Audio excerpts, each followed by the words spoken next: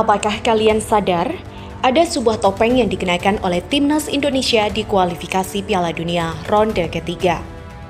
Sebuah topeng yang dikenakan untuk menyembunyikan jati diri dan mengelabui tim-tim lainnya. Sebuah timnas yang berkamuflase adalah kalimat yang dapat menggambarkan bagaimana Timnas Indonesia menunjukkan wajah palsunya di dunia. Ya, tampak berlebihan memang. Namun, coba perhatikan bagaimana pada awalnya tim ini sudah jadi tim yang dianggap paling enteng. Bayangkan saja, Timnas Indonesia memulai ronde ketiga kualifikasi Piala Dunia dengan menempati ranking 134 dunia. Yang dengan ranking itu, Timnas Indonesia harus bertempur melawan tim seperti Jepang di posisi 17 dan Australia di posisi 23 ranking FIFA. Dengan jarak yang terpaut sangat jauh, bagi negara lain, Timnas Indonesia itu terlihat seperti tim yang syukur-syukur bisa lolos ke ronde ketiga dan nantinya akan dibantai oleh peserta di grup C. Sialnya, tim ini sungguh sulit untuk diprediksi. Sebuah tim yang dipandang sebelah mata oleh negara-negara lain. Namun di dalam, mereka sungguh punya mimpi gila untuk menembus impian Piala Dunianya. Timnas Indonesia bahkan seperti tak peduli bagaimana pandangan remeh dari negara lain. Maka jangan heran, pidato We Believe dari Jay Itzes seperti membawa pesan yang begitu mendalam. Biarkan dunia merendahkan kita, biarkan tak ada yang percaya jika Timnas Indonesia akan berhasil menembus Piala Dunia.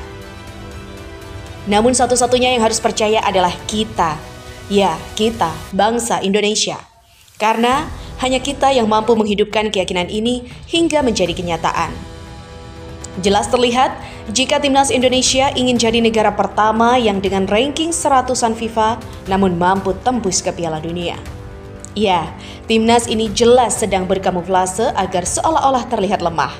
Namun, saat negara-negara lain mencoba menganalisis tim ini dengan lebih serius, maka yang terjadi adalah kekhawatiran dan ketakutan jika negaranya akan jadi korban dari sebuah tim yang sedang berkamuflase. Arab Saudi sudah menjadi korban pertama, bahkan sampai menimbulkan pelatih sekelas Roberto Mancini dipecat, dan Australia juga menjadi korban selanjutnya dengan mengganti pelatihnya. Bayangkan saja, mau mencari di mana ada timnas yang ranking FIFA-nya 3 digit tapi punya market value gila-gilaan, yaitu hampir mencapai $0,5 triliun.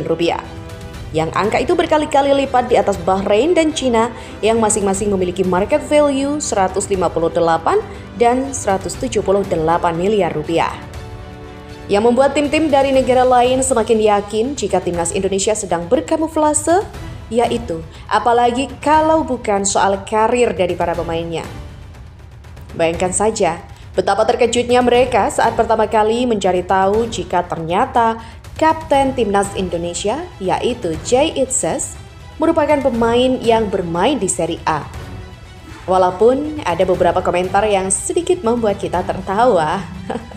Kemudian ada Miss Hilgers, pemain muda yang bermain untuk tim papan atas Liga Belanda yaitu FC Twente. Yang pemain ini punya market value gila-gilaan. Value yang sangat tinggi, yakni 156 miliar. Atau bahasa kasarnya, Miss Hilgers seorang diri saja, harga pasarnya bahkan setara dengan seluruh pemain di timnas Bahrain. Juga ada Calvin Verdonk, seorang fullback kiri yang menjadi andalan dari tim kuat Liga Belanda, yaitu Nick Nijmegen. Dan yang paling membuat panik tentu saja saat mereka mencoba mencari tahu tentang seorang pemain timnas Indonesia bernama Kevin Dix. Mungkin yang ada di benak mereka saat itu adalah, wah, timnas macam apa ini? Rankingnya 127, namun ada pemainnya yang bermain di Bundesliga, yaitu bermain untuk tim Borussia Mönchengladbach. Sungguh fakta-fakta ini sangat sulit untuk dicerna. Selain itu juga membuat Timnas Indonesia semakin sempurna dengan kamuflasenya. Tentu saja, ada si pemikir di belakang layar yang siap meramu dan menemukan cara terbaik untuk meloloskan Timnas Indonesia dari grup C. Ya, dialah Alex Pastoor, seorang pelatih juga yang jeniusnya, kejeniusan taktiknya sudah sangat dikenal di Belanda sana. Dia merendah saat ditanya, apakah kamu yang menjadi asisten Kluivert atau Kluivert yang menjadi asistenmu? Dan Alex Pastoor menjawab, ya, walaupun kita semua tahu jika Sir Alex lah yang nantinya akan berjibaku dengan idenya untuk menemukan dan menyusun taktik terkuat bagi timnas Indonesia. Kemudian, hal yang membuat timnas Indonesia semakin sulit untuk dianalisa adalah akan kembalinya si tembok tinggi, yaitu Elkan Bagot. Juga timnas Indonesia akan ketambahan 2 pemain, yaitu Ole Romaini. Coba kita perhatikan, ada perubahan signifikan yang terjadi dalam pemberitaan timnas belakangan ini. Jika dulu yang membahas timnas kita hanyalah media-media lokal dan sesekali media-media ASEAN yang isinya hanyalah mencari keburukan dari timnas Indonesia itu sendiri. Namun saat ini, media luar juga seperti berebut memberitakan tentang timnas Indonesia. Mulai dari ESPN, Media 433, bahkan sekaliber Fabrizio Romano pun menjadikan berita timnas Indonesia sebagai berita eksklusif di laman medianya. Dan untuk influencer dunia pun, kita sudah tak menghitung lagi berapa banyak dari mereka yang mengambil momen bersama timnas Indonesia dengan segala macam hal positif yang terjadi di timnas Indonesia. Kita semakin optimis akan ada sejarah yang terjadi di World Cup 2026. Selain itu, timnas Indonesia juga masih sering dianggap sebelah mata oleh rival-rival di grup C. Bukan tanpa alasan, peringkat FIFA kita memang yang terendah di antara penghuni grup ini. Tapi, apakah peringkat segalanya? Performa timnas Indonesia selama round 3 bisa dibilang juga belum konsisten dalam pengembangan permainannya. Kadang bermain bagus, kadang performanya menurun. Meskipun timnas Indonesia saat ini berada di posisi ketiga, tapi perlu dicatat bahwa timnas kita poinnya sama dengan 3 negara lain di bawah kita. Artinya, kita belum menampilkan keunggulan diri dari yang lain. Dan bisa kapan saja disalip rival timnas. Meskipun saat ini kita duduk di posisi ketiga, kenyataannya perolehan poin kita masih setara dengan 3 negara lain di bawah posisi kita. Artinya, keunggulan kita belum terasa dominan dan posisi ini bisa tergeser kapan saja. Namun semua itu bisa berubah. Karena dalam beberapa tahun terakhir, timnas Indonesia mengalami lonjakan kualitas pemain yang luar biasa. Dan salah satu aspek paling mencolok adalah di lini belakang. Kenapa? Lini belakang ini bisa jadi game changer bagi Indonesia. Bagaimana kombinasi pemain baru bisa membuat lawan kebingungan mencari celah? Mari kita bahas. Di round 3 kualifikasi Piala Dunia, timnas Indonesia berhasil menorehkan 6 poin dari 1 kali menang, 3 kali imbang dan 2 kali kalah. Berada di posisi 3 klasemen sementara, memecahkan rekor poin terbanyak sebelumnya di round 3 negara Asia Tenggara. Meskipun begitu, Indonesia mungkin masih yang diremehkan oleh rival-rival kita. Pasalnya, performa kita memang masih naik turun, dan posisi kita di klasemen belum aman. Namun semua itu akan berubah sejak beberapa tahun terakhir. Timnas Indonesia mengalami perubahan signifikan dalam komposisi pemain.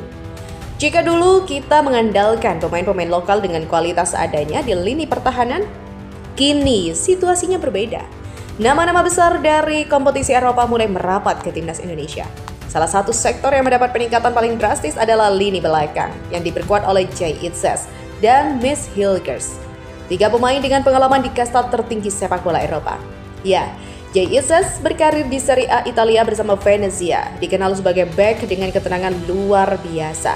Berpostur 1,90 meter, kuat dalam duel udara dan memiliki kemampuan membaca permainan yang cerdas. Tapi juga memiliki distribusi bola yang baik untuk membangun serangan dari belakang. Kemudian Kevin Dix, awalnya berkembang di Fiorentina, lalu bersinar di FC Copenhagen. Sebelum akhirnya direkrut oleh Borussia Mönchengladbach. Bek serba bisa, yang bisa bermain sebagai bek tengah, bek kanan, bahkan gelandang bertahan. Punya kemampuan membawa bola, passing presisi, dan agresif dalam membantu serangan. Lalu Miss Hilgers, pemain belakang andalan FC Twente di Eredivisie Belanda. Salah satu bek keturunan dengan nilai pasar tertinggi yang bisa dimiliki timnas Indonesia. Memiliki umpan jauh akurat, kuat dalam duel 1 lawan 1 dan cerdas dalam membawa pergerakan lawan. Kombinasi 3 pilar ini adalah sama dengan lini belakang mengerikan. Jika sebelumnya timnas Indonesia sering kerepotan ketika menghadapi serangan balik lawan, kini situasi itu bisa berubah, bisa memimpin lini belakang, memutus serangan lawan dan mulai build up dari belakang. Kevin Dix akan fleksibel atau bertahan dengan disiplin. Bisa naik membantu serangan, sedangkan Miss Hilgers akan jadi benteng kokoh dalam pertahanan, cepat dalam duel dan mampu mengirim umpan langsung ke lini depan. Ini adalah fondasi pertahanan modern yang tidak hanya fokus bertahan, tapi juga membangun serangan dari bawah. Tapi bagaimana mereka akan berfungsi dalam skema timnas di bawah kepelatihan Patrick Kluivert? Timnas Indonesia di bawah pelatih Patrick Kluivert kemungkinan besar akan menerapkan pendekatan menyerang dengan build up dari belakang. Ada dua kemungkinan skema utama. Pertama, 3-4-3 dengan 3 back tengah dengan 2 wing back agresif. Di sini Jay Itzes akan berperan sebagai komando lini belakang, pemutus serangan dan pengatur ritme. Kemudian Kevin Dix sebagai back kanan atau kanan tengah dengan fleksibilitas naik ke lini tengah saat menyerang. Sedangkan Messi Hilgers di sisi kiri menjadi pemutus serangan dan distributor bola panjang ke depan. Yang kedua, 4-3-3 dengan 2 back tengah dan 2 full back yang dinamis. Itzes dan Hilgers sebagai duel back tengah. Keduanya kuat dalam duel udara dan distribusi bola. Kemudian Dix bisa beroperasi sebagai full back kanan dibantu Verdonk di kiri, atau bisa menjadi gelandang bertahan tambahan mendukung build up dan juga pressing tinggi. Kita nantikan saja bagaimana laga timnas Indonesia di Piala Dunia 2026.